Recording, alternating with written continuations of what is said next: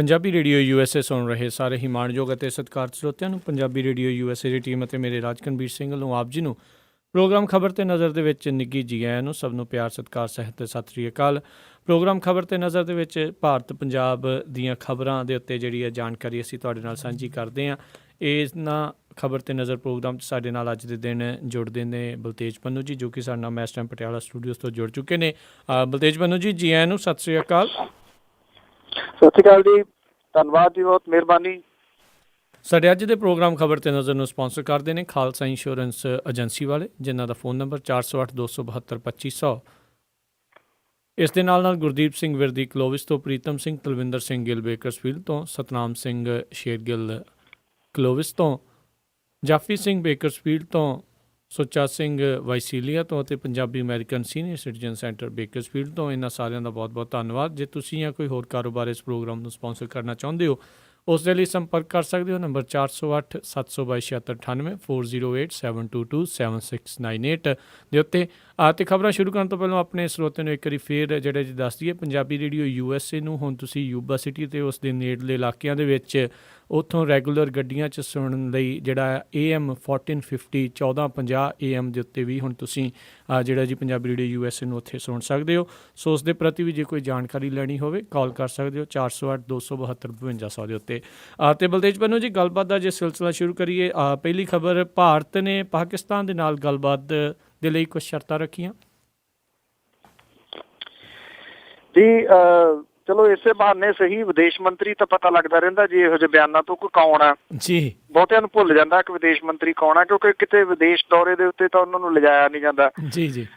ਮੋਦੀ ਸਰਕਾਰ ਦੀ ਪਾਕਿਸਤਾਨ ਪ੍ਰਤੀ ਜਿਹੜੀ ਨੀਤੀ ਆ ਉਹਨੂੰ ਸਪਸ਼ਟ ਕਰਦਿਆਂ ਹੋਇਆ ਜਿਹੜੇ ਵਿਦੇਸ਼ ਮੰਤਰੀ ਨੇ ਸੁਸ਼ਮਾ ਸਵਰਾਜ ਨੇ ਕਿਹਾ ਹੈ ਕਿ ਸਰਕਾਰ 'ਚ ਪਾਕਿਸਤਾਨ ਨੂੰ ਲੈ ਕੇ ਕੋਈ ਗੁੰਝਲ ਜਾਂ ਦੁਬਿਧਾ ਨਹੀਂ ਹੈ। ਉਹਨਾਂ ਨੇ ਕਿਹਾ ਕਿ ਪਾਕਿਸਤਾਨ ਦੇ ਨਾਲ ਕਿਸੇ ਤਰ੍ਹਾਂ ਦੀ ਗੱਲਬਾਤ ਤੋਂ ਪਹਿਲਾਂ ਅੱਤਵਾਦ ਤੇ ਹਿੰਸਾ ਤੋਂ ਮੁਕਤ ਮਾਹੌਲ ਸਣੇ 3 ਸਿਧਾਂਤਾਂ ਦੇ ਨਾਲ ਬੱਝੇ ਹੋਣ ਦੀ ਗੱਲ ਜਿਹੜੀ ਆ ਉਹ ਕਹੀ ਹੈ। ਵਿਦੇਸ਼ ਮੰਤਰੀ ਨੇ ਕਿਹਾ ਕਿ ਮੁੰਬਈ ਹਮਲੇ ਦੇ ਸਾਜ਼ਿਸ਼ ਘਾੜੇ ਜ਼ਕੀਉਰ ਰਹਿਮਾਨ ਲਖਵੀ ਸਣੇ ਜਿਹੜੇ ਹੋਰ ਅੱਤਵਾਦੀ ਨੇ ਉਹਨਾਂ ਦੇ ਖਿਲਾਫ ਕਾਰਵਾਈ ਜਿਹੜੀ ਹੈ ਜੀ ਉਹ ਕੀਤੀ ਜਾਵੇ। ਸੁਸ਼ਮਾ ਸਵਰਾਜ ਨੇ ਕਿਹਾ ਕਿ ਪਹਿਲਾਂ ਅਸੀਂ ਹਰੇਕ ਮੁੱਦੇ ਦਾ ਗੱਲ ਸ਼ਾਂਤੀਪੂਰਵਕ ਗੱਲਬਾਤ ਰਾਹੀਂ ਕੱਢਣ ਲਈ ਤਿਆਰ ਹਾਂ। ਦੂਜਾ, ਗੱਲਬਾਤ ਦੋਵਾਂ ਮੁਲਕਾਂ ਭਾਰਤ ਅਤੇ ਪਾਕਿਸਤਾਨ ਵਿਚਾਲੇ ਹੋਣੀ ਚਾਹੀਦੀ ਹੈ। ਤੇ ਤੀਜਾ, ਕੋਈ ਦੇਸ਼ ਜਿਹੜਾ ਉਹ ਵਿਚੋਲਗੀ ਨਾ ਤਾਂ ਕਰੂਗਾ, ਨਾ ਕੋਈ ਤੀਜੀ ਧਿਰ ਜਿਹੜੀ ਹੈ ਜੀ ਉਹ ਹੋਊਗੀ। ਤੀਜਾ, ਉਹਨਾਂ ਨੇ ਕਿਹਾ ਕਿ ਅੱਤਵਾਦ ਤੇ ਹਿੰਸਾ ਜਿਹੜੀ ਹੈ ਜੀ ਉਹਨੂੰ ਪਾਸੇ ਕਰਕੇ ਸੁਖਾਵਾਂ ਮਾਹੌਲ ਜਿਹੜਾ ਉਹ ਬਣੇ। ਭਾਵ ਕਿ ਗੱਡੇ ਨਾਲ ਕੱਟਾ ਜਿਹੜਾ ਜੀ ਉਹ ਬੰਨ੍ਹ ਦਿੱਤਾ ਗਿਆ। ਇਹ ਮੁੱਦੇ ਦੁਹਰਾਉਣ ਦੀ ਲੋੜ ਕਿਉਂ ਪੈ ਗਈ? ਕਿਉਂਕਿ ਕਾਗਜ਼ਾਂ ਦੇ ਵਿੱਚ ਜਿਹੜੀਆਂ ਪ੍ਰੈਸ ਕਾਨਫਰੰਸ ਆ ਉਹ ਪੂਰੀਆਂ ਕਰਦੀਆਂ ਨੇ ਭਾਰਤੀ ਜਨਤਾ ਪਾਰਟੀ ਵਾਲਿਆਂ ਨੇ 1 ਸਾਲ ਪੂਰਾ ਹੋਣ ਦੇ ਉੱਤੇ। ਇਸ ਕਰਕੇ ਉਹੀ ਪੁਰਾਣੀਆਂ ਗੱਲਾਂ ਜਿਹੜੀਆਂ ਜੀ ਉਹ ਦੁਹਰਾਈਆਂ ਗਈਆਂ ਨੇ। ਮਤਲਬ ਤਾਂ ਇਹਦੇ ਵਿੱਚੋਂ ਸਾਰੀਆਂ ਚੋਂ ਇਹੀ ਨਿਕਲਦਾ ਜੀ ਕਿ ਭਾਰਤ ਜਿਹੜਾ ਜੀ ਉਹ ਗੱਲਬਾਤ ਕਰਨ ਦੇ ਵਾਸਤੇ ਤਿਆਰ ਨਹੀਂ ਆ। ਉਹ ਇਹਨੂੰ ਜਿਹੜਾ ਜੀ ਟਰਕਾਈ ਰੱਖਣਾ ਚਾਹੁੰਦਾ, ਇਹਦਾ ਸਿਆਸੀਕਰਨ ਜਿਹੜਾ ਜੀ ਉਹਨੇ ਉਹ ਕੀਤਾ ਹੋਇਆ। ਜਿਹੜੀ ਗੱਲ ਉਹਨਾਂ ਨੂੰ ਪੁੱਛੀ ਗਈ ਕਿ ਜਿਹੜਾ ਇਰਾਕ ਦੇ ਵਿੱਚ 39 ਲੋਕ ਸਨ ਜੀ, ਉਹਨਾਂ ਨੂੰ ਜਿਹੜਾ ਜੀ ਉਹਨਾਂ ਨੇ ਇਹ ਗੱਲ ਮੰਨੀ ਹੈ ਕਿ 1 ਸਾਲ ਦੇ ਕਾਰਜਕਾਲ ਦੇ ਦੌਰਾਨ ਸਭ ਤੋਂ ਵੱਡੀ ਨਾਕਾਮੀ ਜਿਹੜੀ ਆ ਇਰਾਕ ਦੇ ਵਿੱਚ ਬੰਦੀ ਬਣਾਏ ਗਏ 39 ਭਾਰਤੀਆਂ ਨੂੰ ਅਜੇ ਤੱਕ ਬਚਾ ਕੇ ਨਾ ਲਿਆਉਣ ਨੂੰ ਜਿਹੜਾ ਜੀ ਉਹ ਉਹਨਾਂ ਨੇ ਮੰਨਿਆ। ਔਰ ਦੂਜੀ ਗੱਲ ਉਹਨਾਂ ਨੇ ਇਹ ਵੀ ਕਹਿਤਾ ਜੀ ਕਿ ਉਹ ਸਹੀ ਸਲਾਮਤ ਜਿਹੜਾ ਜੀ ਉਹ ਦੇਸ਼ ਪਰਤ ਆਉਣਗੇ। ਇਹਦੇ ਵਿੱਚ ਬਹੁਤੇ ਜਿਹੜੇ ਨੇ ਉਹ ਪੰਜਾਬੀ ਨੇ। ਜਿਹੜਾ ਇਹਨਾਂ ਦੇ ਵਿੱਚੋਂ ਇੱਕ ਸੀਗਾ ਜੀ, ਉਹਨੇ ਪਿਛਲੇ ਦਿਨਾਂ ਦੇ ਵਿੱਚ ਪ੍ਰੈਸ ਕਾਨਫਰੰਸ ਦੇ ਵਿੱਚ ਦਾਅਵਾ ਕੀਤਾ ਸੀਗਾ ਕਿ ਸਾਰੇ ਦੇ ਸਾਰੇ ਮਾਰ ਦਿੱਤੇ ਗਏ ਨੇ। ਉਹਨੇ ਇਹ ਵੀ ਕਿਹਾ ਸੀਗਾ ਕਿ ਜੇ ਮੈਂ ਝੂਠਾ ਹੋਵਾਂ ਤੇ ਬੇਸ਼ੱਕ ਮੈਨੂੰ ਚੌਕ ਦੇ ਵਿੱਚ ਜਿਹੜਾ ਜੀ ਉਹ ਖੜਾ ਕਰਕੇ ਗੋਲੀ ਮਾਰ ਦਿਓ। ਇਹਦਾ ਜਵਾਬ ਕੋਈ ਸਰਕਾਰ ਦੇ ਕੋਲੇ ਹੈ ਨਹੀਂ ਗਾ। ਜਿਹੜਾ ਹੁਣ ਬਿਆਨ ਸੁਸ਼ਮਾ ਸਵਰਾਜ ਹੋਰਾਂ ਦਾ ਹੈ ਕਿ ਉਹਨਾਂ ਨੂੰ ਅਫਸੋਸ ਆ ਕਿ 1 ਸਾਲ ਦੇ ਦੌਰਾਨ ਉਹ ਨਹੀਂ ਲਿਆ ਸਕੇ। ਹੋ ਸਕਦਾ ਜੀ ਕਿਸੇ ਟਾਈਮ ਆਉਣਾ ਤਾਂ ਹੈਗਾ ਹੀ ਹੈ, ਰਿਐਲਿਟੀ ਜਿਹੜੀ ਹੈ ਜੀ ਕਿ ਸਾਨੂੰ ਅਫਸੋਸ ਆ ਕਿ ਅਸੀਂ ਉਹਨਾਂ ਨੂੰ ਨਹੀਂ ਲਿਆ ਸਕੇ। ਜੀ ਜੀ। ਅਤੇ ਅਗਲੀ ਜਿਹੜੀ ਆਪਾਂ ਗੱਲ ਕਰਦੇ ਹਾਂ, 1 ਰੈਂਕ 1 ਪੈਨਸ਼ਨ ਲਾਗੂ ਕਰਨ ਦੇ ਉੱਤੇ ਜਿਹੜਾ ਜੀ ਭਰੋਸਾ ਹੀ ਇੱਕ ਵਾਰੀ ਫਿਰ ਜਿਤਾਇਆ। ਇਹ ਜਿਹੜਾ ਮਨ ਕੀ ਬਾਤ ਹੈ ਨਾ ਜੀ, ਉਹਦੇ ਵਿੱਚ ਹੀ ਨਰਿੰਦਰ ਮੋਦੀ ਹੋਰੀ ਜਿਹੜਾ ਬੋਲਦੇ ਨੇ ਔਰ ਆਪਣੇ ਮਨ ਦੀ ਗੱਲ ਜਿਹੜੀ ਆ ਜੀ ਉਹ ਦੱਸਦੇ ਨੇ, ਕਿਉਂਕਿ ਗੱਲਾਂ ਕਰਨ ਦੇ ਵਾਸਤੇ ਹੀ ਆਉਂਦੇ ਨੇ। ਗਾਂਹ ਤਾਂ ਉਹਨਾਂ ਨੇ ਵਧਣਾ ਨਹੀਂ ਹੁੰਦਾ। ਲੋਕਾਂ ਨੂੰ ਬਥੇਰੀ ਉਹਨਾਂ ਤੋਂ ਆਸ ਸੀਗੀ ਜੀ ਜਦੋਂ ਮਨ ਕੀ ਬਾਤ ਸ਼ੁਰੂ ਹੋਈ ਹੈ ਕਿ ਜਿੱਥੇ ਉਹ ਇਸ਼ੂਜ਼ ਦੇ ਉੱਤੇ ਗੱਲ ਕਰਨਗੇ ਉੱਥੇ ਉਹ ਇਹਨਾਂ ਜਿਹੜੇ ਮੁੱਦੇ ਉਹ ਉਠਾਉਂਦੇ ਨੇ ਉਹਨਾਂ ਦਾ ਕੋਈ ਨਾ ਕੋਈ ਹੱਲ ਲੱਭਣਗੇ। ਇੱਕ ਵਾਰੀ ਉਹਨਾਂ ਨੇ ਪੰਜਾਬ ਦੇ ਨਸ਼ਿਆਂ ਦੀ ਗੱਲ ਵੀ ਕੀਤੀ ਸੀ ਮਨ ਕੀ ਬਾਤ ਦੇ ਵਿੱਚ, ਮੁੜ ਕੇ ਭੁੱਲ ਭੁਲਾਈ ਗਏ ਵੀ ਕਦੀ ਮਨ ਕੀ ਬਾਤ ਵੀ ਹੋਈ ਸੀਗੀ ਜੀ, ਕਿਉਂਕਿ ਅੱਜ ਤੱਕ ਜਿਹੜਾ ਉਹ ਉਡੀਕੀ ਜਾਂਦੇ ਨੇ। ਹੁਣ ਉਹਨਾਂ ਨੇ ਨਵਾਂ ਜਿਹੜਾ ਜੀ ਇਹਦੇ ਉੱਤੇ ਆ ਕੇ ਜਿਹੜਾ ਬਿਆਨਬਾਜ਼ੀ ਜਿਹੋ ਜਿਹੀ ਉਹ ਕਰਦੇ ਨੇ। ਉਹਨਾਂ ਨੇ ਇਹ ਗੱਲ ਕੀਤੀ ਹੈ ਕਿ ਕੁਝ ਲੋਕ ਜਿਹੜੇ ਨੇ ਉਹਨਾਂ ਦੇ ਕੰਮਕਾਜ ਦੀ ਆਲੋਚਨਾ ਕਰ ਰਹੇ ਨੇ, ਪਰ ਬਹੁਤੀ ਗਿਣਤੀ ਜਿਹੜੀ ਹੈ ਦੀ ਉਹ ਕਹਿੰਦੇ ਉਹਨਾਂ ਦੇ 1 ਸਾਲ ਦੀ ਕਾਰਗੁਜ਼ਾਰੀ ਤੋਂ ਏਡੀ ਖੁਸ਼ ਹੈ ਕਿ ਉਹ ਕਹਿੰਦੀ ਹੈ ਜੀ ਕਿ ਪਹਿਲੇ ਪ੍ਰਧਾਨ ਮੰਤਰੀ ਇਹੋ ਜਿਹੇ ਜਿਹੜੇ ਉਹ ਆਏ ਨੇ। ਉਹਨਾਂ ਨੇ ਇਹ ਵੀ ਗੱਲ ਕਹੀ ਆ ਕਿ ਫੌਜੀਆਂ ਦੇ ਵਾਸਤੇ 1 ਰੈਂਕ 1 ਪੈਨਸ਼ਨ ਯੋਜਨਾ ਜਿਹੜੀ ਹੈ ਜੀ ਉਹਨੂੰ ਲਾਗੂ ਕਰਾਂਗੇ ਜ਼ਰੂਰ। ਪ੍ਰਧਾਨ ਮੰਤਰੀ ਨੇ ਕਿਹਾ ਕਿ ਸਾਬਕਾ ਫੌਜੀਆਂ ਤੋਂ ਕੁਝ ਸਮਾਂ ਉਹਨਾਂ ਨੇ ਮੰਗਿਆ ਤੇ ਪਿਛਲੀਆਂ ਸਰਕਾਰਾਂ ਦੇ ਵੱਲੋਂ ਇਹਨੂੰ ਲਾਗੂ ਨਾ ਕੀਤੇ ਜਾਣ ਦੀ ਉਹਨਾਂ ਨੇ ਕਰੜੀ ਆਲੋਚਨਾ ਕੀਤੀ ਹੈ ਜੀ। ਮੰਨ ਲਓ ਜੇ ਪਿਛਲੀਆਂ ਸਰਕਾਰਾਂ ਨੇ ਲਾਗੂ ਨਹੀਂ ਕੀਤੀ ਤਾਂ ਇਹ ਜਿਹੜੇ ਪ੍ਰਧਾਨ ਮੰਤਰੀ ਨੇ ਫਿਰ ਇਹਦੇ ਵਿੱਚ ਦੇਰੀ ਕਾਹਦੀ ਹੈ ਜੀ, ਚੁੱਪ ਕਰਕੇ ਉਹਨੂੰ ਜਿਹੜਾ ਜੀ ਉਹ ਲਾਗੂ ਕਰ ਦੇਣ। ਉਹ ਕਹਿੰਦੇ ਪਿਛਲੀਆਂ ਸਰਕਾਰਾਂ 40 ਸਾਲਾਂ ਤੋਂ ਇਸ ਮੁੱਦੇ ਨੂੰ ਲਮਕਾ ਕੇ ਹਥਿਆਰਬੰਦ ਬਲਾਂ ਦੇ ਜਜ਼ਬਾਤਾਂ ਦੇ ਨਾਲ ਜਿਹੜਾ ਜੀ ਉਹ ਖੇਡਦੀਆਂ ਰਹੀਆਂ ਨੇ। ਉਹਨਾਂ ਨੇ ਇਸ ਮੁੱਦੇ ਦੇ ਉੱਤੇ ਸਿਆਸਤ ਕਰਨ ਵਾਲਿਆਂ ਦੀ ਸ਼ਬਦੀ ਵਾਰ ਕਰਦਿਆਂ ਜਿਹੜਾ ਕਿਹਾ ਜੀ ਕਿ ਪਿਛਲੇ ਕੁਝ ਸਾਲਾਂ ਤੋਂ ਇਸ ਮੁੱਦੇ ਤੇ ਮੁਸ਼ਕਲਾਂ 'ਚ ਵਾਧਾ ਹੋ ਗਿਆ, ਜਿਹਦੇ ਕਰਕੇ ਹੁਣ ਇਹਨੂੰ ਸੁਲਝਾਉਣ ਦੇ ਯਤਨ ਜਿਹੜੇ ਨੇ ਉਹ ਕੀਤੇ ਜਾ ਰਹੇ ਨੇ ਤਾਂ ਕਿ ਇਹ ਯੋਜਨਾ ਜਿਹੜੀ ਹੈ ਜੀ ਸਾਰਿਆਂ ਨੂੰ ਇਹ ਯੋਜਨਾ ਜਿਹੜੀ ਆ ਮਨਜ਼ੂਰ ਹੋਵੇ। ਉਹਨਾਂ ਨੇ ਜਿਵੇਂ ਕਿਹਾ ਕਿ ਇਹਦੇ ਉੱਤੇ ਸਿਆਸਤ ਹੁੰਦੀ ਰਹੀ ਹੈ, ਕਰ ਉਹ ਵੀ ਉਹੀ ਕੁਛ ਰਹੇ ਨੇ ਜੀ। ਹੁਣ ਸਮਾਂ ਕਿੰਨਾ ਇਹਦੇ ਵਾਸਤੇ ਉਹਨਾਂ ਨੇ ਕੋਈ ਜਿਹੜਾ ਟਾਈਮ ਨਹੀਂ ਦਿੱਤਾ ਕਿ ਸਮਾਂ ਸੀਮਾ ਕਿੰਨੀ ਹੋਊਗੀ, ਪਰ ਇੱਕ ਗੱਲ ਦੀ ਤਕਰੀਬਨ ਗਰੰਟੀ ਜਾਪਦੀ ਹੈ ਜੀ ਕਿ ਅਖੀਰਲਾ ਸਾਲ ਜਿਹੜਾ ਸਰਕਾਰ ਦਾ ਹੋਊਗਾ ਨਾ ਉਹਦੇ ਤੋਂ ਪਹਿਲਾਂ ਲਾਗੂ ਹੋਣ ਦੇ ਆਸਾਰ ਜਿਹੜੇ ਉਹ ਘੱਟ ਨਜ਼ਰ ਆਉਂਦੇ ਨੇ ਜੀ ਉਹਨਾਂ ਦੀ ਗੱਲਬਾਤ ਤੋਂ ਜੋ ਜਾਪਦਾ। ਜੀ ਬਿਲਕੁਲ ਜੀ। ਫਿਰ ਅਗਲੀ ਵਾਰੀ ਵੀ ਜਿਹੜੀਆਂ 373 ਵੋਟਾਂ ਸੀਟਾਂ ਮੰਗਦੇ ਫਿਰਦੇ ਨੇ ਉਹ ਕਿੱਦਾਂ ਲੈਣੀਆਂ ਆ। ਅਗਲੀ ਜਿਹੜੀ ਆਪਾਂ ਗੱਲ ਕਰਦੇ ਹਾਂ ਵੀ ਪਿੰਡਾਂ ਦੀਆਂ ਪੰਚਾਇਤਾਂ ਦੇ ਪਾਰਲੀਮੈਂਟ ਸੈਸ਼ਨ ਜਿਹੜੇ ਆ ਜੂਨ 'ਚ। ਇਹਦੀ ਐਕਚੁਅਲੀ ਜਿਹੜੀਆਂ ਪਿੰਡਾਂ ਦੀ ਪਾਰਲੀਮੈਂਟ ਵੱਲੋਂ ਜਾਣੀ ਜਾਂਦੀ ਜਿਹੜੀ ਗ੍ਰਾਮ ਸਭਾ ਉਹਨਾਂ ਦੇ ਆਮ ਇਜਲਾਸ ਜਿਹੜੇ ਨੇ ਉਹ ਜੂਨ ਦੇ ਵਿੱਚ ਹੋਣ ਜਾ ਰਹੇ ਨੇ। ਇਹ ਇਜਲਾਸ ਹੁਣ ਖਾਲਾ ਪੂਰਤੀ ਨਹੀਂ ਰਹੇ, ਕਈਆਂ ਥਾਵਾਂ ਦੇ ਉੱਤੇ ਪੰਚਾਇਤਾਂ ਨੇ ਆਪਣੇ ਉੱਤੇ ਪੈ ਰਿਹਾ ਜਿਹੜਾ ਸਰਕਾਰੀ ਦਬਾਅ ਹੈ ਉਹਦੇ ਮੁਕਾਬਲੇ ਦੇ ਵਾਸਤੇ ਗ੍ਰਾਮ ਸਭਾ ਜਿਹੜੀ ਹੈ ਜੀ ਉਹਨੂੰ ਹਥਿਆਰ ਵਜੋਂ ਵਰਤਣਾ ਸ਼ੁਰੂ ਕੀਤਾ ਜੀ। ਜਿਹੜਾ ਅਨੰਦਪੁਰ ਸਾਹਿਬ ਦਾ ਬਲਾਕ ਪਿੰਡ ਮੈੜ ਦਾ ਸਰਪੰਚ ਹੈ ਉਹ ਇਹ ਕਹਿੰਦਾ ਹੈ ਕਿ ਉਹ ਆਪਣੇ ਪਿੰਡ ਦੇ ਵਿੱਚ 7 ਜੂਨ ਨੂੰ ਗ੍ਰਾਮ ਸਭਾ ਦਾ ਇਜਲਾਸ ਕਰ ਰਿਹਾ ਹੈ ਤੇ ਨਾਲ ਹੀ ਇਲਾਕੇ ਦੇ ਦਰਜਨ ਦੇ ਕਰੀਬ ਜਿਹੜੇ ਸਰਪੰਚ ਨੇ ਉਹਨਾਂ ਨੂੰ ਅਬਜ਼ਰਵਰ ਦੇ ਵੱਲੋਂ ਉਹਨੇ ਗ੍ਰਾਮ ਸਭਾ ਦੇ ਇਜਲਾਸ ਦੇ ਵਿੱਚ ਇਹਦਾ ਮਹੱਤਵ ਦੱਸਣ ਦੇ ਵਾਸਤੇ ਜਿਹੜਾ ਦੀ ਉਹ ਸੱਦਿਆ। ਔਰ ਇਸੇ ਤਰੀਕੇ ਨਾਲ ਜਿਹੜੇ ਕੁਝ ਹੋਰ ਸਰਪੰਚ ਨੇ ਉਹ ਇਹ ਕਹਿੰਦੇ ਨੇ ਕਿ ਜਿਹੜੇ ਅਧਿਕਾਰੀਆਂ ਦੇ ਵੱਲੋਂ ਜ਼ਬਰਦਸਤੀ ਪਸ਼ੂ ਵਾੜੇ ਲਈ ਜ਼ਮੀਨ ਜਿਹੜੇ ਲੈਣ ਦੇ ਪਾਏ ਹੋਏ ਮਤੇ ਨੇ ਉਹਨੂੰ ਰੱਦ ਕਰਨ ਦਾ ਜਿਹੜਾ ਜੀ ਉਹ ਫੈਸਲਾ ਕੀਤਾ ਜੀ। ਪਿੰਡ ਦਾ ਹਰ ਵੋਟਰ ਜਿਹੜਾ ਜੀ ਉਹ ਗ੍ਰਾਮ ਸਭਾ ਦਾ ਮੈਂਬਰ ਹੁੰਦਾ ਤੇ ਇੱਕ ਕਿਸਮ ਦੇ ਨਾਲ ਇਹ ਮਿੰਨੀ ਪਾਰਲੀਮੈਂਟ ਪਿੰਡਾਂ ਦੀ ਪਾਰਲੀਮੈਂਟ ਜਿਹੜੀ ਗਿਣੀ ਜਾਂਦੀ ਹੈ। ਗ੍ਰਾਮ ਸਭਾ ਦੇ ਇਜਲਾਸ ਦੇ ਵਿੱਚ 20% ਵੋਟਰਾਂ ਦਾ ਹਾਜ਼ਰ ਹੋਣਾ ਜ਼ਰੂਰੀ ਹੁੰਦਾ। ਜੇ ਪੂਰੇ ਮੈਂਬਰ ਨਹੀਂ ਆਉਂਦੇ ਤਾਂ ਦੂਜੀ ਵਾਰੀ 10% ਮੈਂਬਰਾਂ ਦੀ ਹਾਜ਼ਰੀ ਵੀ ਜਿਹੜੀ ਹੈ ਉਹ ਮੰਨ ਲਈ ਜਾਂਦੀ ਹੈ। ਗ੍ਰਾਮ ਸਭਾ ਜਿਹੜੀ ਆ ਉਹ ਪਿੰਡ ਦੇ ਕੰਮਾਂ ਦੀ ਤਰਜੀਹ ਤੈਅ ਕਰਦੀ ਹੈ ਤੇ ਪਿੰਡ ਦੇ ਪੈਸੇ ਦੀ ਵਰਤੋਂ ਜਿਹੜੀ ਹੈ ਉਹਦੀ ਰਣਨੀਤੀ ਬਣਾਉਣ ਦਾ ਉਹਦਾ ਜਿਹੜਾ ਜੀ ਉਹ ਅਧਿਕਾਰ ਰੱਖਦੀ ਹੈ।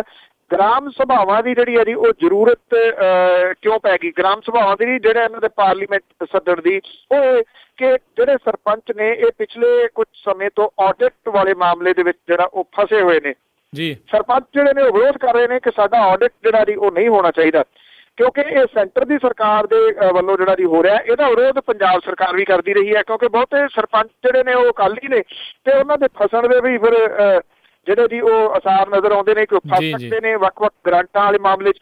ਇਸ ਕਰਕੇ ਇਹ ਨਵਾਂ ਤਰੀਕਾ ਜਿਹੜਾ ਨਾ ਜੀ ਉਹ ਲੱਭਿਆ ਗਿਆ ਗ੍ਰਾਮ ਸਭਾਵਾਂ ਦੇ ਪਾਰਲੀਮੈਂਟ ਸੈਸ਼ਨ ਜਿਹੜਾ ਜੀ ਉਹ ਬੁਲਾਉਣ ਦਾ ਕਿ ਇਹਦੇ ਵਿੱਚ ਮਤੇ ਜਿਹੜੇ ਨੇ ਉਹ ਪਾਸ ਕਰਵਾਏ ਜਾਣਗੇ। ਤੁਸੀਂ ਦੇਖਣਾ ਬਹੁਤੇ ਮਤੇ ਜਿਹੜੇ ਨਾ ਉਹ ਇਹੀ ਹੋਣਗੇ ਕਿ ਜਿਹੜੀ ਆਡਿਟ ਕੀਤੀ ਜਾ ਰਹੀ ਹੈ ਉਹ ਗਲਤ ਹੈ ਤੇ ਸਰਪੰਚਾਂ ਦੀ ਕਾਰਗੁਜ਼ਾਰੀ ਜਾਂ ਉਹਨਾਂ ਦੀ ਇਮਾਨਦਾਰੀ ਦੇ ਉੱਤੇ ਸਵਾਲੀਆ ਚਿੰਨ੍ਹ। ਜੀ ਬਿਲਕੁਲ ਜੀ। ਤੇ ਅਗਲੀ ਜਿਹੜੀ ਆਪਾਂ ਗੱਲ ਕਰਦੇ ਹਾਂ, ਪਿੰਕੀ ਕੈਟ ਨੇ ਕਿਹਾ ਵੀ ਗੋਲੇ ਦਾ ਕਤਲ ਦਾ ਅਫਸੋਸ ਪਰ ਮੈਂ ਮਾਰਿਆ ਨਹੀਂ। ਬਿਲਕੁਲ ਜੀ। ਇਹ ਜਿਹੜਾ ਵਿਵਾਦਮਈ ਜਿਹੜਾ ਸਾਬਕਾ ਪੁਲਿਸ ਅਧਿਕਾਰੀ ਹੈ ਗੁਰਮੀਤ ਸਿੰਘ ਪਿੰਕੀ, ਉਹ ਇਹ ਕਹਿੰਦਾ ਹੈ ਕਿ ਅਵਤਾਰ ਸਿੰਘ ਗੋਲਾ ਦੇ ਕਤਲ ਦਾ ਅਫਸੋਸ ਹੈ। ਉਹ ਕਹਿੰਦੇ 14 ਸਾਲਾਂ ਬਾਅਦ ਉਹਨੇ ਜਿਹੜੀ ਹੈ ਜੀ ਇਹ ਮੰਨਿਆ। ਜਿਹੜਾ ਅੱਜ ਤੱਕ ਤਾਂ ਉਹ ਇਹ ਕਹਿੰਦਾ ਸੀਗਾ ਕਿ ਮੈਨੂੰ ਤਾਂ ਪਤਾ ਹੀ ਨਹੀਂ ਜਿਹੜਾ ਜੀ ਉਹ ਹੋਇਆ ਕੀ ਹੈ, ਸਾਨੂੰ ਤਾਂ ਇਹ ਵੀ ਨਹੀਂ ਪਤਾ ਕਹਿੰਦਾ ਜੀ ਕਿ ਕਤਲ ਜਿਹੜਾ ਉਹ ਹੋਇਆ ਕਿਹਨੇ ਕੀਤਾ। ਇਹ ਵੀ ਉਹ ਕਹਿੰਦਾ ਜੀ ਨਾਲ ਦੀ ਨਾਲ ਉਹਨੇ ਦਾਅਵਾ ਇਹ ਵੀ ਕਰਤਾ ਕਿ ਗੋਲੇ ਦੇ ਕਤਲ ਨੂੰ ਰੋਕਿਆ ਜਾ ਸਕਦਾ ਸੀ ਜੀ। ਉਹਨੇ ਆਪਣੇ ਆਪ ਨੂੰ ਹਾਲਾਤ ਦਾ ਪੀੜਤ ਜਿਹੜਾ ਜੀ ਉਹ ਦੱਸਿਆ। ਜਦੋਂ ਗਲੀ ਦੇ ਵਿੱਚ ਸ਼ਰਾਬ ਪੀਤੀ ਜਾ ਰਹੀ ਹੈ ਅੱਗੋਂ ਅਵਤਾਰ ਸਿੰਘ ਗੋਲਾ ਆ ਕੇ ਉਹਨੂੰ ਰੋਕਦਾ। ਗੁਰਮੀਤ ਸਿੰਘ ਪਿੰਕੀ ਹੁਣ ਕਿਹੜੇ ਤਰੀਕੇ ਨਾਲ ਇਹ ਦਾਅਵਾ ਕਰਦਾ ਜੀ ਕਿ ਉਹਦੇ ਉਸ ਕਤਲ ਨੂੰ ਰੋਕਿਆ ਜਾ ਸਕਦਾ ਸੀ। ਇੱਕ ਜੇ ਉਹ ਇਹ ਗੱਲ ਕਹਿੰਦਾ ਜੀ ਦੂਜੀ ਕਿ ਉਹਨੇ ਅਵਤਾਰ ਸਿੰਘ ਗੋਲੇ ਨੂੰ ਗੋਲੀ ਨਹੀਂ ਮਾਰੀ, ਜਿਨ੍ਹਾਂ ਨੇ ਉਹਨਾਂ ਨੂੰ ਗੋਲੀ ਮਾਰੀ ਆ ਉਹ ਸ਼ਰੇਆਮ ਜਿਹੜਾ ਜੀ ਉਹ ਘੁੰਮ ਰਹੇ ਨੇ ਜੀ। ਜੇ ਉਹ ਸ਼ਰੇਆਮ ਘੁੰਮ ਰਹੇ ਨੇ ਤੇ ਅਦਾਲਤ ਨੇ ਗੁਰਮੀਤ ਸਿੰਘ ਪਿੰਕੀ ਨੂੰ ਸਜ਼ਾ ਕਿਉਂ ਦਿੱਤੀ? ਕਿਉਂਕਿ ਉਹਨੇ ਇਹ ਭੱਜ ਦੌੜ ਤਾਂ ਸਾਰੇ ਜਗ੍ਹਾ ਦੇ ਉੱਤੇ ਕੀਤੀ। ਜੇ ਅਦਾਲਤ ਨੇ ਉਹਨੂੰ ਸਜ਼ਾ ਦਿੱਤੀ, ਆਫਟਰ ਆਲ ਸਬੂਤਾਂ ਦੇ ਆਧਾਰ ਦੇ ਉੱਤੇ ਜਿਹੜੀ ਆ ਜੀ ਉਹ ਸਜ਼ਾ ਦਿੱਤੀ ਹੈ, ਅਦਾਲਤ ਨੂੰ ਇੱਕ ਕਿਸਮ ਦੇ ਨਾਲ ਗਲਤ ਠਹਿਰਾ ਰਿਹਾ ਕਿ ਕਤਲ ਉਹਨੇ ਕੀਤਾ ਹੀ ਨਹੀਂ। ਜਿਹਨੇ ਕਤਲ ਕੀਤਾ ਜੇ ਉਹ ਖੁੱਲ੍ਹੇਆਮ ਘੁੰਮ ਰਹੇ ਨੇ, ਗੁਰਮੀਤ ਸਿੰਘ ਪਿੰਕੀ ਹੁਣ ਜਦੋਂ ਉਹਦੀ ਬਹਾਲੀ ਰੁਕ ਗਈ, ਉਹਨੂੰ ਹੁਣ ਕਿਉਂ ਚੇਤਾ ਆਇਆ ਕਿ ਉਹ ਘੁੰਮਿਆ ਸ਼ਰੇਆਮ ਜਿਹੜਾ ਜੀ ਉਹ ਘੁੰਮ ਰਹੇ ਨੇ? ਉਹਨੇ ਪਹਿਲਾਂ ਕਿਉਂ ਨਾ ਦੱਸਿਆ? ਪਿੰਕੀ ਕਹਿੰਦਾ ਕਿ ਉਹਦੀ ਮਾਂ ਨੂੰ ਜਾਨ ਬਚਾਉਣ ਲਈ ਛੱਤ ਤੋਂ ਛਾਲ ਮਾਰਨੀ ਪਈ, ਪਿੰਕੀ ਦੀ ਮਾਂ ਨੂੰ, ਔਰ ਇਹ ਵੀ ਕਹਿੰਦਾ ਕਿ ਉਹਦੀ ਲੱਤ ਜਿਹੜੀ ਸੀ ਟੁੱਟ ਗਈ, ਪਰ ਮੁਲਜ਼ਮਾਂ ਨੂੰ ਕੋਈ ਸਜ਼ਾ ਨਹੀਂ ਹੋਈ। ਉਹਨੇ ਇਹ ਵੀ ਕਿਹਾ ਕਿ ਪੁਲਿਸ ਨੇ ਇਹਨਾਂ ਲੋਕਾਂ ਦੀ ਪਛਾਣ ਕਰ ਲਈ ਸੀ ਜਿਹਨਾਂ ਨੇ ਉਹਨਾਂ ਦੇ ਘਰ ਤੇ ਹਮਲਾ ਕੀਤਾ ਸੀਗਾ ਤੇ ਉਹਦੇ ਘਰ ਨੂੰ ਅੱਗ ਜਿਹੜੀ ਸੀ ਉਹ ਲਾ ਦਿੱਤੀ ਸੀ। ਗੁਰਮੀਤ ਪਿੰਕੀ ਕਹਿੰਦਾ ਕਿ ਉਹਦੇ ਪਰਿਵਾਰ ਨੂੰ ਕਿਸ ਗੱਲ ਦੀ ਸਜ਼ਾ ਮਿਲੀ ਹੈ। ਉਹਨੇ ਕਿਹਾ ਕਿ ਉਹ ਇਨਸਾਫ ਮਿਲਣ ਤੱਕ ਚੁੱਪ ਨਹੀਂ ਬੈਠੂਗਾ ਤੇ ਆਪਣੀ ਆਵਾਜ਼ ਜਿਹੜੀ ਹੈ ਨਾ ਜੀ ਉਹ ਬੁਲੰਦ ਕਰਦਾ ਰਹੂਗਾ। ਲੋਕ ਕਹਿੰਦੇ ਨੇ ਸਿਆਣਿਆਂ ਦੇ ਅਖਾਣ ਜਿਹੜੇ ਨੇ ਨਾ ਉਹ ਇਹ ਕਹਿੰਦੇ ਨੇ ਕਿ ਬੰਦਾ ਨਹੀਂ ਕੰਬਦਾ, ਅਸਲ ਦੇ ਵਿੱਚ ਬੰਦੇ ਦੇ ਜਿਹੜੇ ਪਾਪ ਨੇ ਨਾ ਜੀ ਉਹ ਕੰਬਦੇ ਨੇ। ਜੀ ਜੀ ਬਿਲਕੁਲ। ਤੇ ਅਗਲੀ ਜਿਹੜੀ ਆਪਾਂ ਗੱਲ ਕਰੀਏ, ਜਿਹੜਾ ਭੂਮੀ ਗ੍ਰਹਿਣ ਵਾਲਾ ਜਿਹੜਾ ਬਿੱਲ ਤਾਂ ਨਹੀਂ, ਪਰ ਆਰਡੀਨੈਂਸ ਜਿਹੜਾ ਤੀਜੀ ਵਾਰੀ ਜਾਰੀ ਹੋ ਗਿਆ, ਕਾਫੀ ਸਖਤ ਵਿਰੋਧ ਵੀ ਹੋਇਆ ਪਰ ਫਿਰ ਵੀ ਜਿਹੜਾ ਜੀ ਲਾਗੂ ਹੋ ਗਿਆ। ਬਿਲਕੁਲ ਜੀ, ਇਹ ਜਿਹੜਾ ਬਿੱਲ ਆ ਇਹਦਾ ਵਿਰੋਧ ਜਿਹੜਾ ਜੀ ਸਾਰੀਆਂ ਜਿਹੜੀਆਂ ਵਿਰੋਧੀ ਪਾਰਟੀਆਂ ਨੇ ਉਹ ਕਰ ਰਹੀਆਂ ਨੇ, ਔਰ ਇਸ ਵਿਰੋਧ ਦੇ ਜਿਹੜਾ ਜੀ ਬਾਵਜੂਦ ਜਿਹੜਾ ਇਹ ਜ਼ਮੀਨ ਹਥਿਆਊ ਆਰਡੀਨੈਂਸ ਆ ਉਹਨੂੰ ਪ੍ਰਵਾਨਗੀ ਜਿਹੜੀ ਆ ਜੀ ਉਹ ਦੇ ਦਿੱਤੀ ਗਈ ਆ। ਰਾਸ਼ਟਰਪਤੀ ਪ੍ਰਣਬ ਮੁਖਰਜੀ ਹੋਰਾਂ ਨੇ ਇਸ ਵਿਵਾਦਗ੍ਰਸਤ ਜ਼ਮੀਨ ਹਥਿਆਊ ਆਰਡੀਨੈਂਸ ਮੁੜ ਜਾਰੀ ਕਰਨ ਦੇ ਉੱਤੇ ਜਿਹੜਾ ਜੀ ਦਸਤਖਤ ਕਰਤੇ ਨੇ। ਹੁਣੇ ਜਿਹੜਾ ਖਤਮ ਹੋਇਆ ਸੰਸਦ ਦੇ ਬਜਟ ਸੈਸ਼ਨ ਸੀਗਾ, ਇਹਦੇ ਵਿੱਚ ਇਹਨੂੰ ਕਾਨੂੰਨ ਦੇ ਵਿੱਚ ਨਹੀਂ ਸੀ ਬਦਲਿਆ ਜਾ ਸਕਿਆ। ਪ੍ਰਧਾਨ ਮੰਤਰੀ ਨਰਿੰਦਰ ਮੋਦੀ ਦੀ ਪ੍ਰਧਾਨਗੀ ਦੇ ਹੇਠ ਹੋਈ ਪਿਛਲੇ ਸ਼ਨੀਚਰਵਾਰ ਦੀ ਜਿਹੜੀ ਮੀਟਿੰਗ ਸੀਗੀ ਉਹਦੇ ਵਿੱਚ ਇਸ ਆਰਡੀਨੈਂਸ ਨੂੰ ਮੁੜ ਕੇ ਜਾਰੀ ਕਰਨ ਦਾ ਫੈਸਲਾ ਜਿਹੜਾ ਉਹ ਕੀਤਾ ਗਿਆ ਸੀਗਾ। ਮੀਟਿੰਗ ਦੇ ਵਿੱਚ ਇਹ ਵੀ ਕਿਹਾ ਗਿਆ ਸੀਗਾ ਕਿ ਨਿਰੰਤਰਤਾ ਬਣਾਈ ਰੱਖਣ ਤੇ ਜਿਹੜੇ ਲੋਕਾਂ ਦੀ ਜ਼ਮੀਨ ਅਕਵਾਇਰ ਕੀਤੀ ਜਾ ਰਹੀ ਹੈ ਉਹਨੂੰ ਮੁਆਵਜ਼ਾ ਮੁਹੱਈਆ ਕਰਾਉਣ ਲਈ ਇਹ ਜਿਹੜਾ ਦੀ ਜ਼ਰੂਰੀ ਹੈ। ਹਾਸੋਹੀਣੀ ਗੱਲ ਹੈ, ਜ਼ਮੀਨਾਂ ਖੋਹਣ ਲਈ ਨਹੀਂ, ਜਿਹੜਾ ਲੋਕਾਂ ਨੂੰ ਮੁਆਵਜ਼ਾ ਉਹ ਮੁਹੱਈਆ ਕਰਾਉਣ ਦੇ ਵਾਸਤੇ ਇਹ ਆਰਡੀਨੈਂਸ ਜਿਹੜਾ ਜੀ ਇਹ ਦੁਬਾਰਾ ਲਿਆਉਣ ਦੀ ਗੱਲ ਕੀਤੀ। ਤੀਜੀ ਵਾਰੀ ਇਹ ਆਰਡੀਨੈਂਸ ਜਿਹੜਾ ਜੀ ਉਹ ਲਿਆਂਦਾ ਗਿਆ। ਨਰਿੰਦਰ ਮੋਦੀ ਹੁਣੀ ਕਾਹਲੇ ਨਹੀਂ, ਇੱਥੇ ਤਾਂ ਇਹ ਕਹਿ ਦਊਗਾ ਛੋਲੇ ਨੇ ਇਸ ਮਾਮਲੇ ਦੇ ਉੱਤੇ। ਜਿੰਨੀ ਛੇਤੀ ਹੋ ਸਕਦਾ ਉਹ ਕਿਸਾਨਾਂ ਦੀਆਂ ਜ਼ਮੀਨਾਂ ਜਿਹੜੀਆਂ ਨਾ ਜੀ ਉਹ ਖੋਹ ਕੇ ਹੜੱਪ ਕੇ ਉਹਨਾਂ ਲੋਕਾਂ ਨੂੰ ਦੇ ਦੇਣੀਆਂ ਚਾਹੁੰਦੇ ਨੇ ਜਿਨ੍ਹਾਂ ਦੀ ਅਥਾਹ ਜਿਹੜੀ ਕਮਾਈ ਹੋਈ ਹੈ। ਮੈਂ ਰਿਪੋਰਟ ਪੜ੍ਹ ਰਿਹਾ ਸੀਗਾ ਜਿਹਦੇ ਵਿੱਚ ਇਹ ਦੱਸਿਆ ਗਿਆ ਕਿ ਜਿਹੜਾ ਸੱਤਾ ਦਾ ਜਿਹੜਾ 1 ਸਾਲ ਹੈ ਜਿੱਥੇ ਉਹ ਆਪਣੀਆਂ ਚੀਜ਼ਾਂ ਗਿਣਾ ਰਹੇ ਨੇ, ਸੱਤਾ ਦੇ 1 ਸਾਲ ਦੇ ਦੌਰਾਨ ਭਾਰਤ ਦੇ ਅਰਬਪਤੀ ਗੌਤਮ ਅਡਾਨੀ ਦੀ ਜਾਇਦਾਦ ਦੇ ਵਿੱਚ 48% ਵਾਧਾ ਹੋਇਆ, 48% ਜੀ। ਔਰ ਉਹਦੀ ਜਿਹੜੀ ਜਾਇਦਾਦ ਹੈ ਨਾ $1.8 ਬਿਲੀਅਨ, ਤਕਰੀਬਨ ਜਿਹੜੀ 516 ਜਿਹੜੀ ਕਰੋੜ ਉਹ ਹੋਰ ਜ਼ਿਆਦਾ ਹੋ ਗਈ। ਜੀ ਜੀ। ਤੇ ਅਗਲੀ ਜਿਹੜੀ ਆਪਾਂ ਗੱਲ ਕਰਦੇ ਹਾਂ, ਬੰਦੀ ਸਿੱਖਾਂ ਦੀ ਰਿਹਾਈ ਨੂੰ ਦੇਖਦੇ ਹੋਏ ਸਿੱਖ ਜਥੇਬੰਦੀਆਂ ਦੇ ਵੱਲੋਂ ਜਲੰਧਰ 'ਚ ਰੇਲਾਂ ਰੋਕੀਆਂ।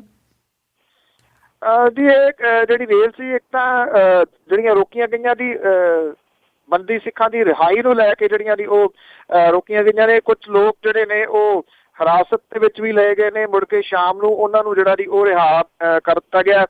ਜਲੰਧਰ ਛਾਉਣੀ ਦੇ ਰੇਲਵੇ ਸਟੇਸ਼ਨ ਦੇ ਉੱਤੇ ਧਰਨਾ ਲਾਉਣ ਦਾ ਜਿਹੜਾ ਦੀ ਉਹ ਸੱਦਾ ਦਿੱਤਾ ਹੋਇਆ ਸੀਗਾ। 2 ਘੰਟੇ ਦੇ ਵਾਸਤੇ ਟ੍ਰੇਨ ਜਿਹੜੀਆਂ ਸੀਗੀਆਂ ਉਹ ਰੋਕੀਆਂ ਗਈਆਂ। ਵੈਸੇ ਰੇਲ ਨੇ ਬਹੁਤਾ ਜਿਹੜਾ ਇੰਤਜ਼ਾਮ ਸੀਗਾ ਉਹ ਪਹਿਲਾਂ ਕੀਤਾ ਹੋਇਆ ਸੀਗਾ, ਜਾਂ ਪਹਿਲਾਂ ਜਿਹੜੀਆਂ ਗੱਡੀਆਂ ਉਹ ਕੱਢਤੀਆਂ ਜਾਂ ਫਿਰ ਜਿਹੜੀਆਂ ਸਨ ਪਿੱਛੇ ਸਟੇਸ਼ਨਾਂ ਦੇ ਉੱਤੇ ਜਿਹੜੀਆਂ ਦੀ ਉਹ ਰੋਕ ਲਈਆਂ। ਪੁਲਿਸ ਮੁਲਾਜ਼ਮਾਂ ਨੇ ਜਥੇਬੰਦੀਆਂ ਨੂੰ ਜਿਹੜਾ ਸੀਗਾ ਜੀ ਉਹ ਛਾਉਣੀ ਸਟੇਸ਼ਨ ਤੇ ਧਰਨਾ ਨਹੀਂ ਲਾਉਣ ਦਿੱਤਾ। ਜਲੰਧਰ ਸ਼ਹਿਰ ਦੇ ਰੇਲਵੇ ਸਟੇਸ਼ਨ ਦੇ ਉੱਤੇ ਇਹਨਾਂ ਦੇ ਬਾਅਦ ਦੇ ਵਿੱਚ ਜਿਹੜਾ ਸੀਗਾ ਉਹ ਧਰਨਾ ਲਾ ਦਿੱਤਾ ਤੇ ਰੇਲਵੇ ਲਾਈਨਾਂ ਦੇ ਉੱਤੇ ਜਿਹੜਾ ਜੀ ਉਹ ਬੈਠ ਗਏ। ਕੁਝ ਥਾਵਾਂ ਦੇ ਉੱਤੇ ਹੋਣ ਦੀਆਂ ਜਿਹੜੀਆਂ ਉਹ ਖਬਰਾਂ ਵੀ ਆਈਆਂ ਨੇ, ਕਿਉਂਕਿ ਕੁਝ ਨੌਜਵਾਨਾਂ ਨੂੰ ਰੇਲ ਰੋਕੋ ਧਰਨੇ ਦੇ ਵਿੱਚ ਜਾਣ ਤੋਂ ਰੋਕਦਿਆਂ ਹੋਇਆ ਦੇ ਉੱਤੇ ਹਿਰਾਸਤ ਦੇ ਵਿੱਚ ਜਿਹੜਾ ਸੀਗਾ ਉਹ ਲਿਆ ਗਿਆ ਸੀਗਾ। ਸਿਰਫ ਜਲੰਧਰ ਦੇ ਵਿੱਚ ਹੀ ਇਹ ਜਿਹੜਾ ਸੀਗਾ ਜੀ ਇਹ ਧਰਨਾ ਜਿਹੜਾ ਸੀ ਉਹ ਦੇਖਣ ਨੂੰ ਮਿਲਿਆ, ਔਰ ਜਥੇਬੰਦੀਆਂ ਨੇ ਸੱਦਾ ਵੀ ਇੱਥੇ ਹੀ ਜਿਹੜਾ ਦਿੱਤਾ ਹੋਇਆ ਸੀਗਾ। ਕੁਝ ਗਏ ਜ਼ਰੂਰ, ਪਰ ਬਹੁਤ ਵੱਡੀ ਗਿਣਤੀ ਦੇ ਵਿੱਚ ਲੋਕ ਜਿਹੜੇ ਸਨ ਉਹ ਇਹਦੇ ਵਿੱਚ ਸ਼ਾਮਲ ਨਹੀਂ ਹੋਏ। ਜੀ। ਤੇ ਅਗਲੀ ਜਿਹੜੀ ਆਪਾਂ ਗੱਲ ਕਰੀਏ, ਚੰਦੂ ਮਾਜਰੇ ਹੁਣਾਂ ਦੀ ਬਾਦਲਾਂ ਦੇ ਲਈ ਅਜੀਬ ਦਲੀਲ। ਦਲੀਲ ਚੰਦੂ ਮਾਜਰਾ ਉਹਨਾਂ ਦੀ ਹਮੇਸ਼ਾ ਹੀ ਜਿਹੜੀ ਆ ਜੀ ਉਹ ਅਜੀਬ ਹੁੰਦੀ ਆ। ਤੋ ਜਿਹੜੀ ਨਾ ਜਦੋਂ ਚਾਪਲੂਸੀ ਬੰਦਾ ਕਰੇ ਤੇ ਫਿਰ ਰੱਜਵੀਂ ਕਰੇ। ਪਤਾ ਨਹੀਂ ਇਹਦੇ ਵਿੱਚ ਉਹਨਾਂ ਨੂੰ ਜਾਂ ਸਮਝ ਨਹੀਂ ਲੱਗੀ ਉਹ ਕੀ ਕਹਿ ਗਏ ਨੇ, ਜਾਂ ਫਿਰ ਜੋ ਕਹਿਣਾ ਚਾਹੁੰਦੇ ਸੀਗੇ ਉਹਨਾਂ ਨੂੰ ਕਹਿਣਾ ਨਹੀਂ ਆਇਆ। ਜਿਹੜਾ ਪੱਲਣਪੁਰ ਦੇ ਵਿੱਚ ਰਿਜ਼ੋਰਟ ਬਣ ਰਿਹਾ, ਜਿਹੜਾ 7 ਸਟਾਰ ਹੋਟਲ ਬਣ ਰਿਹਾ, ਜਿਹੜੀ ਉਹਨੂੰ ਜਾਂਦੀ ਸੜਕ ਹੈ ਉਹ ਇਸ ਵੇਲੇ ਵਾਰਦਾਂ ਦੇ ਵਿੱਚ ਘਿਰੀ ਹੋਈ ਹੈ। ਪੰਜਾਬ ਹਰਿਆਣਾ ਹਾਈ ਕੋਰਟ ਨੇ ਇਹਦੇ ਉੱਤੇ ਸਟੇ ਲਾਇਆ ਹੋਇਆ, ਲਾਤਾ ਜੀ ਕਿ ਇਹ ਸੜਕ ਜਿਹੜੀ ਉਹ ਅਜੇ ਬਣ ਨਹੀਂ ਸਕਦੀ। ਇਹ ਮਾਮਲਾ ਜਿਹੜਾ ਜੀ ਉਹ ਸੁਣਵਾਈ ਦੇ ਅਧੀਨ ਹੈ। ਮੈਂਬਰ ਪਾਰਲੀਮੈਂਟ ਜਿਹੜੇ ਨੇ ਜੀ ਪ੍ਰੇਮ ਸਿੰਘ ਚੰਦੂ ਮਾਜਰਾ, ਉਹਨਾਂ ਨੇ ਇਹ ਗੱਲ ਜਿਹੜੀ ਹੈ ਜੀ ਕਹੀ ਆ।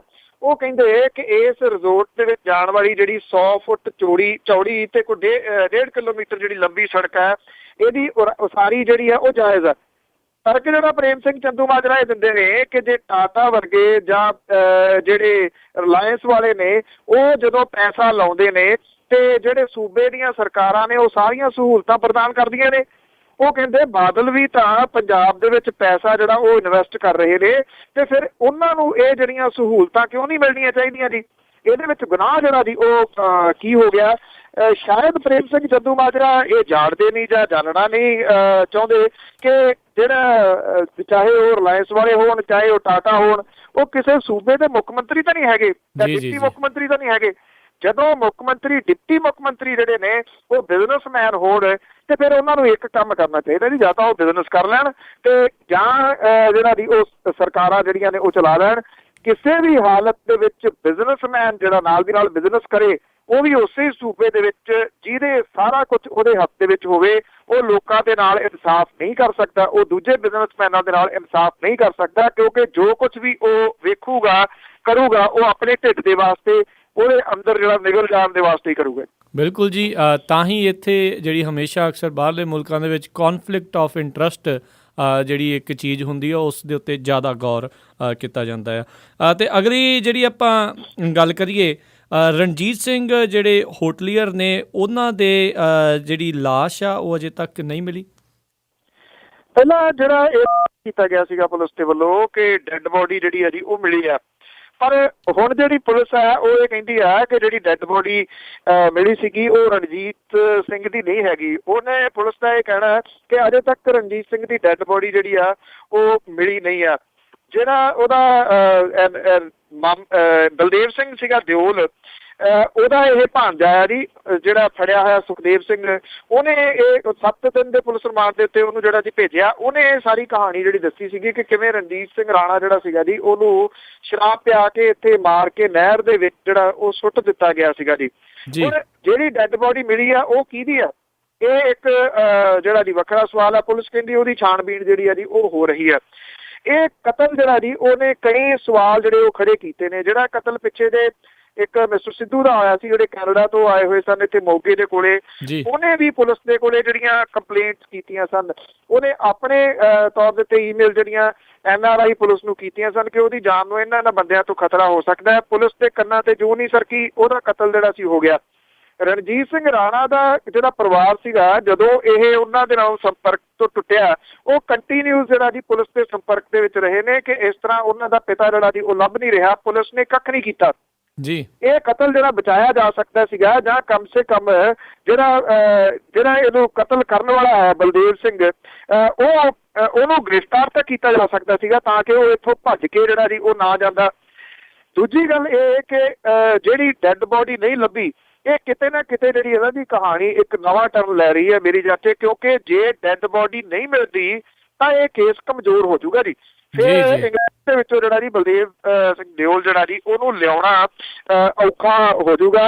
ਹੁਣ ਇੱਕ ਹੋਰ ਜਿਹੜਾ ਵਿਅਕਤੀ ਆ ਜਿਹੜਾ ਠੇਕੇਦਾਰੀ ਦਾ ਕੰਮ ਕਰਦਾ, ਘਰ ਘੁਰ ਬਣਾਉਂਦਾ, ਸੀਚੇਵਾਲ ਪਿੰਡ ਦਾ ਰਹਿਣ ਵਾਲਾ ਜਸਪਾਲ ਸਿੰਘ, ਉਹਨੇ ਕਿਹਾ ਕਿ ਬਲਦੇਵ ਸਿੰਘ ਦਿਓਲ ਨੇ ਆਪਣੇ ਪਿੰਡ ਸੇਖਾਂ ਦੇ ਵਿੱਚ ਉਹਦੇ ਤੋਂ ਕੋਠੀ ਜਿਹੜੀ ਬਣਵਾਈ ਸੀਗੀ, ਉਹ ਕਹਿੰਦਾ 25 ਲੱਖ ਰੁਪਏ ਦੀ ਰਕਮ ਜਿਹੜੀ ਉਹਦੇ ਵੱਲ ਬਣਦੀ ਹੈ, ਪਰ ਉਹਨੇ ਦਿੱਤੀ ਨਹੀਂ, ਉਲਟਾ ਉਹਨੂੰ ਜਿਹੜਾ ਜੀ ਉਹ ਅਦਾਲਤ ਦੇ ਵਿੱਚ ਲੈ ਗਿਆ। ਉਹ ਕਹਿੰਦਾ ਕਿ ਸਾਰੇ ਕਾਗਜ਼ ਪੱਤਰ ਉਹਦੇ ਕੋਲੇ ਮੌਜੂਦ ਨੇ ਜਿਹੜੇ ਸਾਈਨ ਕੀਤੇ ਸੀ ਬਲਦੇਵ ਸਿੰਘ ਦਿਓਲ ਨੇ ਉਹਦੇ ਨਾਲ, ਭਾਵ ਕਿ ਠੱਗੀ ਠੋਰੀ ਵਾਲਾ ਜਿਹੜਾ ਕੰਮ ਆ ਜੀ ਉਹਦਾ ਪੁਰਾਣਾ ਹੈ, ਤੇ ਇਸੇ ਲਾਲਚ ਦੇ ਵਿੱਚ ਉਹਨੇ ਜਿਹੜਾ ਜੀ ਰਣਜੀਤ ਸਿੰਘ ਰਾਣਾ ਦਾ ਕਤਲ ਕੀਤਾ। ਜੀ ਅਗਲੀ ਜਿਹੜੀ ਆਪਾਂ ਗੱਲ ਕਰਦੇ ਹਾਂ, ਅਰਦਾਸ ਦਿਵਸ ਦੇ ਮੌਕੇ ਨੂੰ ਦੇਖਦੇ ਹੋਏ SGPC ਦੇ ਵੱਲੋਂ ਤਿਆਰੀਆਂ। ਅਜੇ ਕਿਉਂਕਿ ਤੁਹਾਡੇ ਇਹਦੇ ਤਰੀਕ ਨਹੀਂ ਬਦਲੀ, ਸਾਡੇ ਇੱਥੇ 1 ਜੂਨ ਜਿਹੜੀ ਹੈ ਜੀ ਉਹ ਹੋ ਗਈ ਆ, ਔਰ ਜੂਨ ਮਹੀਨੇ ਦਾ ਜਿਹੜਾ ਇਹ ਪਹਿਲਾ ਹਫਤਾ ਹੈ ਜੀ ਇਹ ਘੱਲੂਘਾਰਾ ਦਿਵਸ ਦੇ ਵਜੋਂ ਮਨਾਇਆ ਜਾਂਦਾ। ਔਰ 1984 ਦੇ ਵਿੱਚ ਦਰਬਾਰ ਸਾਹਿਬ ਦੇ ਉੱਤੇ ਹੋਇਆ ਜਿਹੜਾ ਫੌਜੀ ਹਮਲਾ ਸੀਗਾ, ਇਹਦੀ ਸੰਬੰਧੀ ਜਿਹੜਾ ਅਰਦਾਸ ਦਿਵਸ ਹੈ ਉਹਦੇ ਵਾਸਤੇ ਜਿਹੜੀਆਂ ਸਰਗਰਮੀਆਂ ਨੇ ਉਹ ਵਾਹਵਾ ਤੇਜ਼ ਹੋ ਗਈਆਂ ਨੇ। 1 ਜੂਨ ਤੋਂ 6 ਜੂਨ ਤੱਕ ਵੱਖ-ਵੱਖ ਸਿੱਖ ਜਥੇਬੰਦੀਆਂ ਜਿਹੜੀਆਂ ਨੇ ਜੀ ਉਹਨਾਂ ਦੇ ਵੱਲੋਂ ਪ੍ਰੋਗਰਾਮ ਉਲੀਕੇ ਗਏ ਨੇ।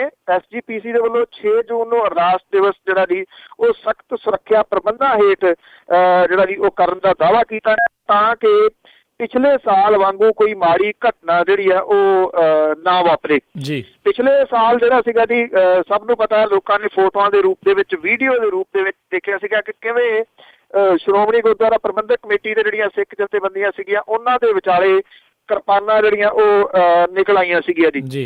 ਔਰ ਇਸ ਵਾਰੀ ਜਿਹੜੀ ਟਾਸਕ ਫੋਰਸ ਹੈ ਉਹਨੂੰ ਜ਼ਿਆਦਾ ਸੁਚੇਤ ਜਿਹੜਾ ਉਹ ਕੀਤਾ ਗਿਆ। ਉੱਧਰ ਇੱਕ ਜਿਹੜਾ ਮਾਰਚ ਹੈ ਉਹ ਬਰਨਾਲਾ ਤੋਂ ਸ਼ੁਰੂ ਹੋ ਕੇ ਵੱਖ-ਵੱਖ ਸ਼ਹਿਰਾਂ ਦੇ ਵਿੱਚੋਂ ਹੁੰਦਾ ਹੋਇਆ ਅਕਾਲ ਤਖਤ ਸਾਹਿਬ ਦੇ ਉੱਤੇ ਜਾ ਕੇ ਸਮਾਪਤ ਜਿਹੜਾ ਜੀ ਉਹ ਹੋਊਗਾ। ਇਹਦੇ ਵਿੱਚ ਕਈ ਜਿਹੜੇ ਸਿੱਖ ਜਥੇਬੰਦੀਆਂ ਦੇ ਨੁਮਾਇੰਦੇ ਸ਼ਾਮਲ ਹੋਣਗੇ। ਇਹਨਾਂ ਕਿ ਵੀ ਪਤਾ ਲੱਗ ਰਿਹਾ ਹੈ ਕਿ ਸਿਮਰਜੀਤ ਸਿੰਘ ਮਾਨਹੂਰੀ ਜਿਹੜੇ ਕਿ ਹਸਪੀਟਲ ਦੇ ਵਿੱਚ ਜੇਰੇ ਇਲਾਜ ਨੇ, ਉਹ ਵੀ 6 ਤਰੀਕ ਨੂੰ ਜਿਹੜਾ ਜੀ ਇੱਥੇ ਪਹੁੰਚ ਸਕਦੇ ਨੇ ਦਰਬਾਰ ਸਾਹਿਬ ਸਮੂਹ ਦੇ ਵਿੱਚ ਅਕਾਲ ਤਖਤ ਦੇ ਉੱਤੇ। ਸੋ ਜਿਹੜੀ ਟਾਸਕ ਫੋਰਸ ਹੈ ਜੀ ਜਾਂ ਸ਼੍ਰੋਮਣੀ ਗੁਰਦੁਆਰਾ ਪ੍ਰਬੰਧਕ ਕਮੇਟੀ ਜਿਹੜੀ ਆ ਉਹ ਕਿਸੇ ਵੀ ਕਿਸਮ ਦਾ ਰਿਸਕ ਜਿਹੜਾ ਐਤਕੀ ਨਹੀਂ ਲੈਣਾ ਚਾਹੁੰਦੀ ਜੋ ਪਿਛਲੇ ਵਾਰੀ ਉਹਨੇ ਜਿਹੜਾ ਸੀਗਾ ਉਹ ਲਿਆ ਸੀਗਾ। ਇਹਦਾ ਦੂਜਾ ਪੱਖ ਜੇਕਰ ਦੇਖਿਆ ਜਾਵੇ ਤਾਂ ਇਹ ਵੀ ਹੋ ਸਕਦਾ ਜੀ ਕਿ ਟਕਰਾਓ ਦੇ ਵਾਸਤੇ ਜਿਹੜੀ ਹੈ ਜੀ ਇਹ ਸ਼੍ਰੋਮਣੀ ਗੁਰਦੁਆਰਾ ਪ੍ਰਬੰਧਕ ਕਮੇਟੀ ਦੀ ਟਾਸਕ ਫੋਰਸ ਆ ਉਹ ਬਿਲਕੁਲ ਤਿਆਰ ਹੈ ਜੀ। ਜੀ। ਤਾਂ ਸਰੋਤੇ ਇਹ ਸੀਗੀਆਂ ਸਾਡੀਆਂ ਅੱਜ ਦੀਆਂ ਕੁਝ ਖਬਰਾਂ ਜਿਨ੍ਹਾਂ ਦੇ ਬਾਰੇ ਸਾਨੂੰ ਜਾਣਕਾਰੀ ਦੇ ਰਹੇ ਸੀਗੇ ਬਲਤੇਜ ਪੰਨੂ ਜੀ। ਤੇ ਬਲਤੇਜ ਪੰਨੂ ਜੀ, ਜਾਣ ਤੋਂ ਪਹਿਲਾਂ ਅੱਜਨਾਮਾ ਕਿ ਕਰਦਾ ਰੂਸ ਨਾਲ ਨੇੜ ਅਮਰੀਕਨਾਂ ਦਾ ਦੂਰੀ ਮੁੱਢਾਂ ਤੋਂ ਰੱਖ ਕੇ ਚੱਲਿਆ ਜੀ। ਕਰਦਾ ਰੂਸ ਨਾਲ ਨੇੜ ਅਮਰੀਕਨਾਂ ਦਾ ਦੂਰੀ ਮੁੱਢਾਂ ਤੋਂ ਰੱਖ ਕੇ ਚੱਲਿਆ ਜਿਹੜੇ ਪਾਸੇ ਅਮਰੀਕਾ ਨੂੰ ਖੜਾ ਵੇਖੇ ਪਾਸਾ ਦੂਸਰਾ ਸਦਾ ਉਸ ਮੱਲਿਆ ਜੀ। ਯੇਲਸਟਿਨ ਦੀ ਬੁਸ਼ ਨਾਲ ਸਾਂਝ ਹੈ ਸੀ, ਲੰਮਾ ਪੈਂਡਾ ਪਿਆ ਚੱਲਿਆ ਰੱਖਿਆ ਫਾਸਲਾ ਰੂਸ ਨੇ ਅਣਖ ਵਾਲਾ, ਦਾਬਾ ਕਦੀ ਨਾ ਕਿਸੇ ਦਾ ਝੱਲਿਆ ਜੀ। ਲਾਈਆਂ ਕਈ ਪਾਬੰਦੀਆਂ ਰੂਸ ਉੱਪਰ, ਰੂਸ ਉਂਝ ਦਾ ਉਂਝ ਹੀ ਅਹਿਮ ਹੈ ਜੀ। ਲਾਈਆਂ ਕਈ ਪਾਬੰਦੀਆਂ ਰੂਸ ਉੱਪਰ, ਰੂਸ ਉਂਝ ਦਾ ਉਂਝ ਹੀ ਅਹਿਮ ਹੈ ਜੀ। ਪੂਤਨ ਕੱਖ ਵੀ ਮੂੰਹੋਂ ਨਾ ਕਹੇ, ਬੇਸ਼ੱਕ ਧਾਰੀ ਚੁੱਪ ਵੀ ਪਾਵਦੀ ਸਹਿਮ ਹੈ ਜੀ। ਬਹੁਤ ਧੰਨਵਾਦ ਬਲਤੇਜ ਪੰਨੂ ਜੀ, ਤੁਸੀਂ ਸਾਡੇ ਨਾਲ ਜੁੜੇ ਆ ਕੇ ਇਹਨਾਂ ਖਬਰਾਂ ਬਾਰੇ ਜਿਹੜੀ ਹੈ ਜਾਣਕਾਰੀ ਸਾਡੇ ਨਾਲ ਸਾਂਝੀ ਕੀਤੀ। ਅਗਲੇ ਬੁਲੇਟਿਨ ਤੱਕ ਲਈ ਤੁਹਾਡਾ ਬਹੁਤ ਧੰਨਵਾਦ, ਮਿਹਰਬਾਨੀ, ਸਤਿ ਸ੍ਰੀ ਅਕਾਲ। ਧੰਨਵਾਦ ਜੀ, ਸਤਿ ਸ੍ਰੀ ਅਕਾਲ ਜੀ। ਸੋ ਤੇ ਸੁਣ ਰਹੇ ਸੀ ਆਪਾਂ ਅੱਜ ਦਾ ਪ੍ਰੋਗਰਾਮ ਖਬਰ ਤੇ ਨਜ਼ਰ। ਹੁਣ ਮੈਨੂੰ ਰਾਜ ਕਨਵੀਰ ਸਿੰਘ ਨੂੰ ਵੀ ਇਜਾਜ਼ਤ ਦਿਓ। ਮੇਰੇ ਵੱਲੋਂ ਵੀ ਆਪ ਸਭ ਨੂੰ ਬਹੁਤ ਪਿਆਰ ਸਤਿਕਾਰ ਸਾਹਿਬ ਦੋਨੋਂ ਹੱਥ ਜੋੜ ਕੇ ਨਿੱਘੀ ਜਿਹੀ ਸਤਿ ਸ੍ਰੀ ਅਕਾਲ। ਜਿਉਂਦੇ ਵਸਦੇ ਰਹੋ, ਹੱਸਦੇ ਖੇਲਦੇ ਰਹੋ ਤੇ ਸੁਣਦੇ ਰਹੋ ਜੀ ਪੰਜਾਬੀ ਰੇਡੀਓ USA।